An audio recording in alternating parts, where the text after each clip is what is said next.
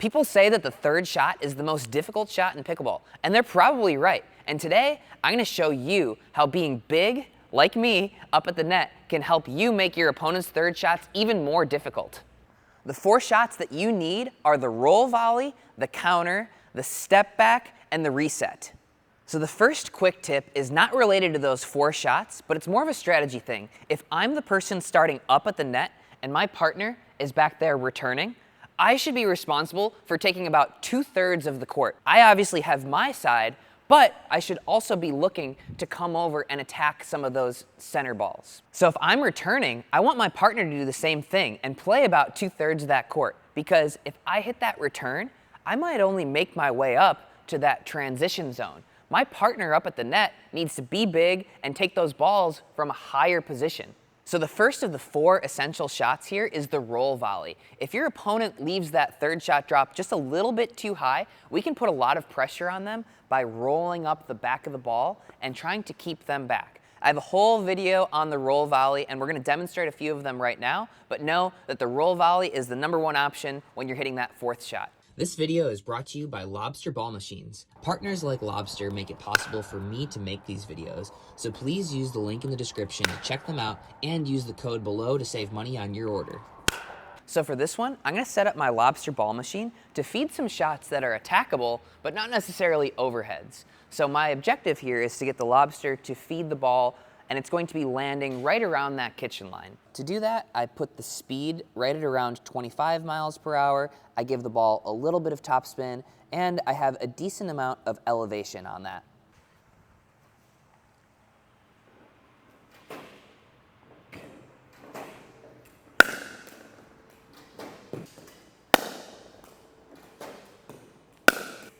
So as I'm working on this, I'm gonna go a few shots right down that line. I'm gonna go a few shots towards the middle, and I'm gonna go a few shots cross court to try and keep that server back. The next essential 4th shot is the step back. If my opponent hits a really lofty 3rd shot, if I'm really reaching into the kitchen, I might be getting that ball down by my ankles. Whereas if I step back off of the line and let the ball bounce and come up, I might have an attackable 4th shot.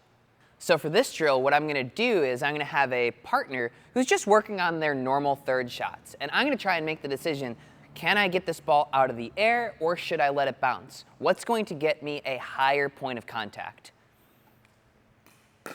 On something like this, I might reach all the way in and it'd be so low that I wouldn't be able to attack it. Instead, what I might do, step back, get that ball to bounce up a little higher.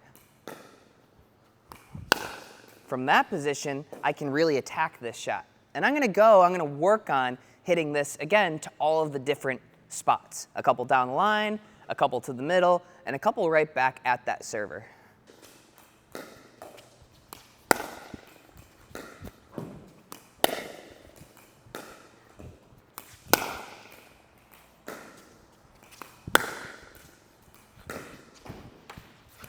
Hey. Oh, that was dirty. One more. Ha. Ah! So the next 4th shot essential is the drive counterattack. A lot of players love to drive those 3rd shots. You know who they are, you call them bangers, whatever, but it's only a bad strategy if it doesn't work. So you need to be able to punish those people who just drive those 3rd shots. For this one, I'm gonna set up my lobster ball machine to feed drives at me while I'm up at that net. The setup here is gonna be feeding every 6 to 8 seconds or so. Speed, pretty fast here at about 40 miles per hour. And we're gonna give our person a little bit of topspin. The elevation should be to a spot where the ball isn't up by your shoulders, it's also not going down by your ankles, but sort of comfortably at your chest. So my focus here on these shots is going to be not taking a big swing and also not trying to hit this ball way into the back of the court. I'm gonna try and get this to the mid-court where my opponent's feet might be. Okay. Same thing, I'm still gonna go to all different directions on some of these shots. My swing is nice and compact. I'm not trying to push this ball super deep in the court, but rather down towards the feet. I'll slide over, hit a couple of forehands here. Nice and compact. So the fourth shot essential is actually the reset. Knowing when your opponent has just hit a really good third shot and you can't do so much with it is also super important. So for this, we're just gonna work on setting that ball back into the kitchen and getting into a dink rally.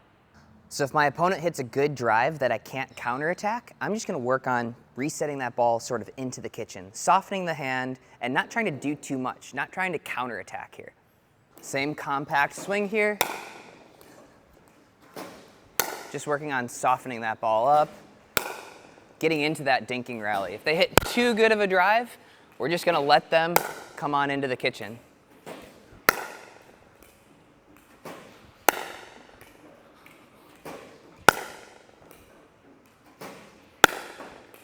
This is not our first objective. Our first objective is definitely to try and be offensive with this fourth shot, but sometimes you just have to know when you can't do something with that ball. So for a quick recap, the third shot is the most difficult shot in pickleball, and the people who are returning have the obligation to make that shot even more difficult. The returner's partner should slide over and take as many balls as they can because they can generally get that ball at a higher position. If your opponent hits a decent enough drop, you can work on that roll volley. If they hit a floating drop, you can work on that step back and apply pressure. If they drive it at you, you can drive it back and counterattack. But if they do hit a successful third shot, you can't attack on every single fourth ball, so being able to reset and knowing when to reset is important too. But anyway, use these 4 shots to make your opponent's life more difficult when they're hitting their thirds.